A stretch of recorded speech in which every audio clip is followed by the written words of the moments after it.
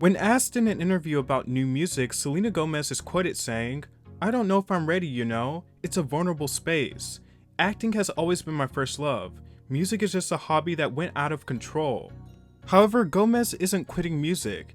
"Now it is a part of who I am, so I don't think I'm going anywhere," she said. "I'm just not ready yet." I thought this comment was interesting, not because it's shocking, but because it's so honest. A lot of Disney Channel stars just have music as a part of their package deal. That's the model. You get a show and then you get a record deal and start releasing albums, which is a really smart way to grow and stabilize a fan base. However, that doesn't equate to an undying passion for music for the music acts, especially for those who got into the game simply for acting. Also, take into account that a lot of Disney stars didn't tend to have creative control over their music or image. But regardless of that, many take on their own paths after their time on Disney and when they are afforded creative control, and it can lead to really exciting moments or really dull and inconsistent moments. Under Disney, there is a tight grip, so I feel like there's generally always a consistency there. Some have had their most successful moments as far as music under Disney. Now that's not the case for Selena Gomez, but she still did have a very big music career under Disney. Music being something that Selena likes but doesn't necessarily have a burning passion for makes a lot of sense when you consider her music career. She hasn't been the most consistent pop star in any area, but when she locks in, she can make a good song. And contrary to popular belief, you do not have to have a major passion for something to be good or successful at it. It can just be a hobby, something you enjoy doing, or in some cases a means to end for bigger opportunities. I do believe artists who have expressed a huge passion for music and center music as their meat and potatoes brand tend to be the best at it, and I think it shows in their output. But even if that isn't the case, that doesn't mean that you can't be successful or good at music. I kind of view Selena Gomez as a brand and as a celebrity, as a successor to Jennifer Lopez. They have similar career paths, they have attained success in multiple forms of media, and really operate as an overall media brand, as opposed to a music first brand. In my opinion, I think following her time after Disney, she kind of had to do music, because it was her most successful artistic endeavor. And her acting career was a bit inconsistent. She had Spring Breakers, she had that controversial movie with Woody Allen that was halted. But now she has bigger fish to fry with the success of Rare Beauty, Selena and the Chef, as well as the acclaimed show Only Murders in the Building, so she has no reason to prioritize music if she doesn't truly want to. In retrospect, I even wonder if her album Rare was only released to coincide with the launch of Rare Beauty, which shares the same name. But anyways, to me, Selena Gomez in the scene is where Selena Gomez's artistic peak lies. She doesn't have a clear passion for music like say Miley Cyrus does, but when paired with the right people, she can do something nice. I know in general Disney pop is kind of brushed off as a joke. Yes, it is generic, yes it is processed, and yes most of it is heavily manufactured, but I still think there are multiple gems with multiple artists in Disney pop. I think people have come to be kinder to 90s teen pop. We recognize that there are pop gems in the work of NSYNC, Backstreet Boys, and the early work of Britney Spears and Christina Aguilera, which is equally manufactured and generic, but there are some really good songs to come out of that time period. And I feel like that is the equivalent to 2000s Disney Channel and Nickelodeon pop. Some Disney Channel stars break away from Disney and are still generic and safe, but I feel like their Disney music gave them a funner pulse, which is why when we talk about Disney Channel pop, I think Selena Gomez in the scene is highly regarded. Just to be blunt, I think Selena made funner music under the scene. I think it was catchier. I also like that it isn't consistently flooded with that Julia Michaels-esque delivery. Nothing against Julia Michaels as a songwriter, she has worked with everyone. From Bieber to Sabrina Carpenter to Dua Lipa to Olivia Rodrigo, I don't think her songwriting is a problem. I'm just not a fan of when the artist she writes for adopts her talk-singing, cram-fisted vocal delivery.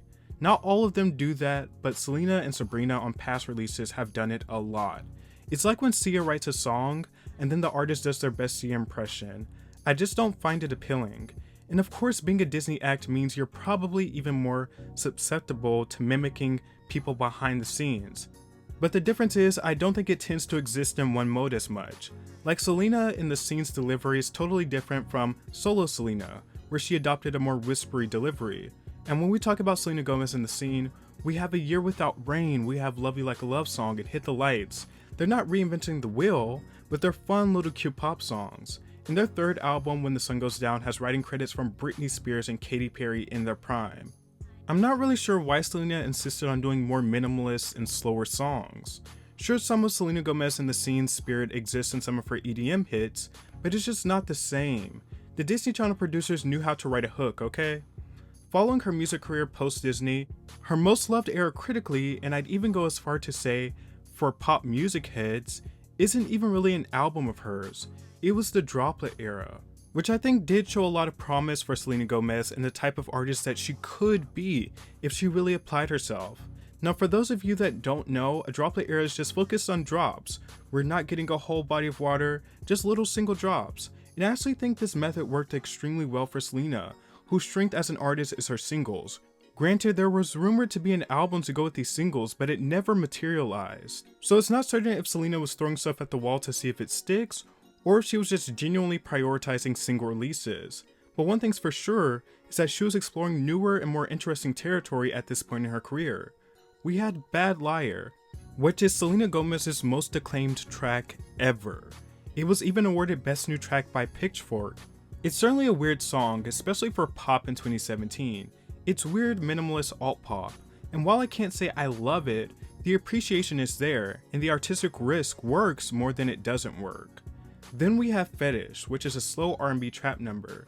And I really think it's the sexiest and most confident Selena Gomez has ever sounded in her career. It blows all of her other sex songs out of the water. It's also a song that I could imagine Ariana Grande singing. Then we have Wolves, her big EDM single, and it's a typical radio pop single for its time. However, it's fairly hooky, even though it is generic. When she did release her album, that possibility of a new artistic journey was not followed up on. I will say though, Ring sounds like a distant relative of her Droplet era.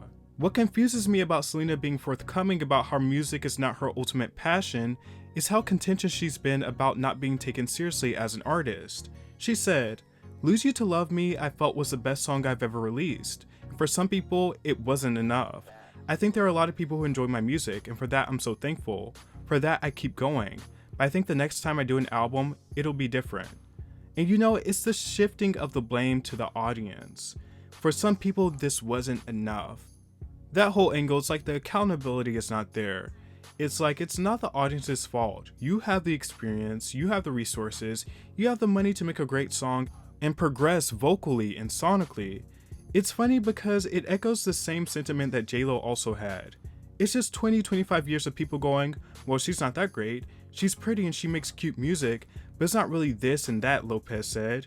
You know, I think I've done some nice work over the years, some really nice work, but there's a club that I wasn't a part of, and I always acted like, yeah, I'm good, I'm fine, I'm okay, but it hurts not to be included. I don't know if I ever will be. There's an inner circle like, we are the great artists, and then there's the pop artists. And you know, it's just not anyone else's fault but yours that you didn't do the work to be taken seriously as an artist. Many of your peers have done it, some with even less of a head start.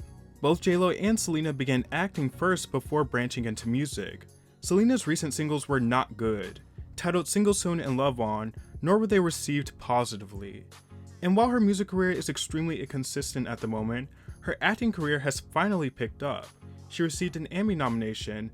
She also won Best Actress at the 2024 Cannes Film Festival, so acting is finally giving her the validation that she seeks, and music isn't a priority, and I wouldn't be surprised if it isn't for a long time.